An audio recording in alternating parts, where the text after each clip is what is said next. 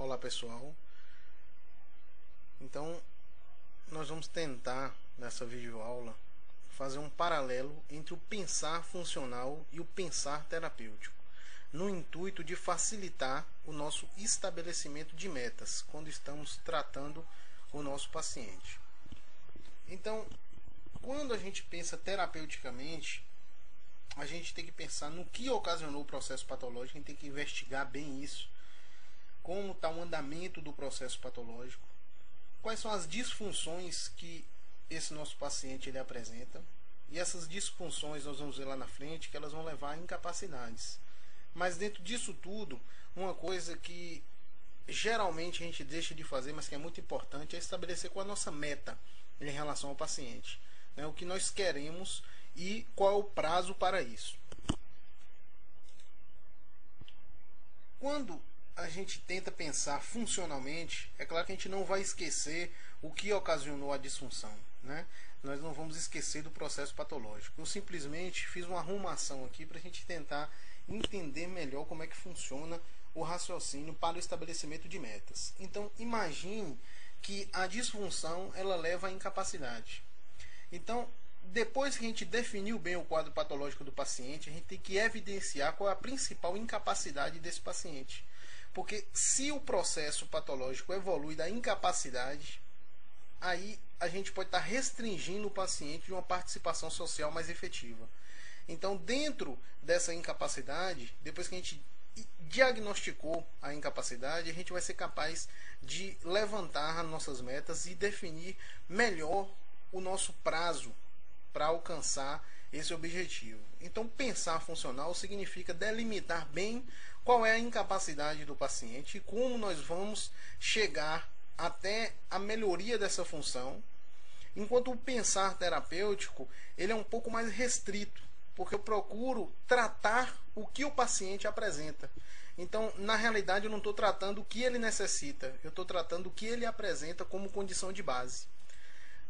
Então, vamos entender melhor esse raciocínio na medida que eu tenho um paciente. Então, tem um paciente que sofreu um acidente vascular encefálico e agora ele se encontra com hemiplegia direita.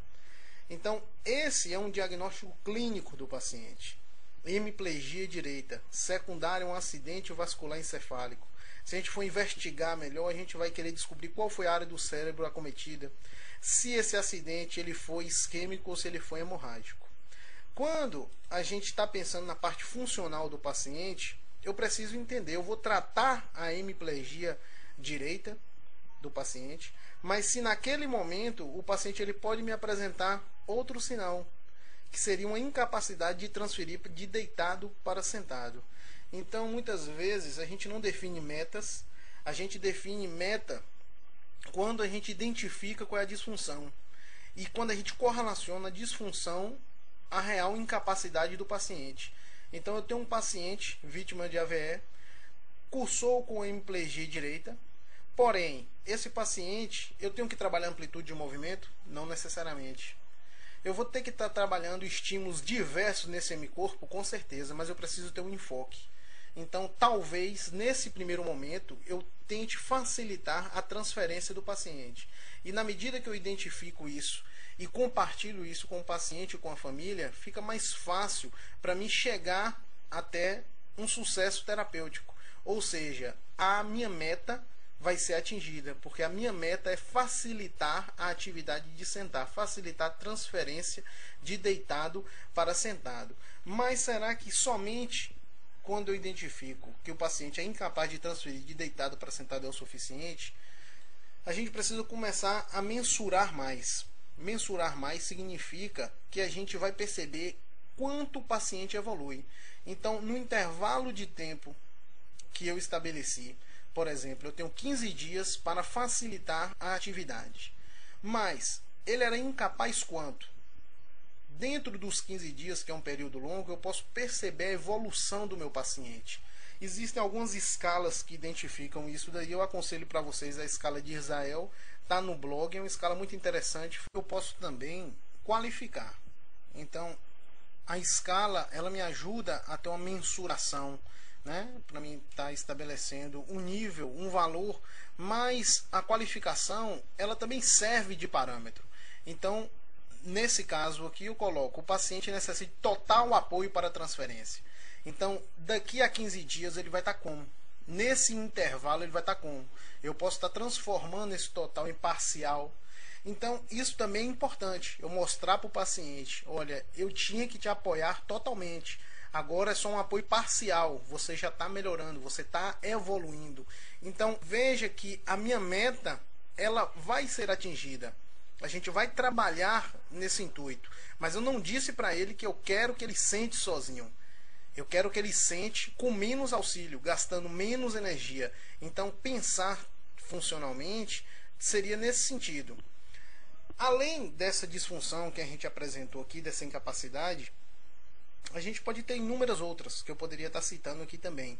Mas o importante não é o entendimento da disfunção em si, é entender o que a gente está buscando. Então, na medida que eu identifico qual foi a disfunção, qual a incapacidade desse paciente, eu consigo tratá-lo melhor. Veja que o termo incapacidade ele vai remeter à própria meta que eu tenho que atingir, que é o objetivo final, e também vai servir como um amparo diagnóstico, né? Então eu deixo de tratar o paciente que apresenta Parkinson. Eu estou tratando um paciente que, devido à rigidez, possui um déficit na amplitude de membro superior e é incapaz de pentear o seu cabelo. Então, eu acho que fica um entendimento mais fácil. Contextualizando, a funcionalidade ela é a capacidade que a pessoa possui em cada momento para realizar tarefas de subsistência, para se relacionar com o meio envolvente e para participar socialmente. Entenda que sempre temos que partir de atividades mais básicas. Então, ser funcional é a AVD primária, é aquela atividade de subsistência, é coçar a cabeça, é ser capaz de puxar o lençol sozinho para se cobrir. Então, a partir desse momento, eu integro o paciente dentro de um nível de atividade específica e a gente vai tentar evoluir para uma participação social mais efetiva. Esse é o raciocínio que a gente deve englobar. O processo em si da deficiência ou da disfunção, então no caso do nosso paciente, ele teve uma deficiência neuromotora. Só que, para evoluir para uma incapacidade, significa que o paciente ele possui uma limitação na execução de uma atividade específica, certo? Só que o grande problema é a evolução da incapacidade para a desvantagem. Por quê? Porque eu restringo o paciente, ele não participa mais. Toda vez que ele for transferir de deitado para sentado, ele precisa de total auxílio externo. E muitas vezes esse total auxílio externo ele é feito por um leigo. E o leigo não vai estar estimulando com que o paciente entre no movimento. Então eu estou simplesmente restringindo o paciente de uma participação na atividade. Então quando acontece isso, o paciente ele não tem mais autonomia, ele é extremamente dependente.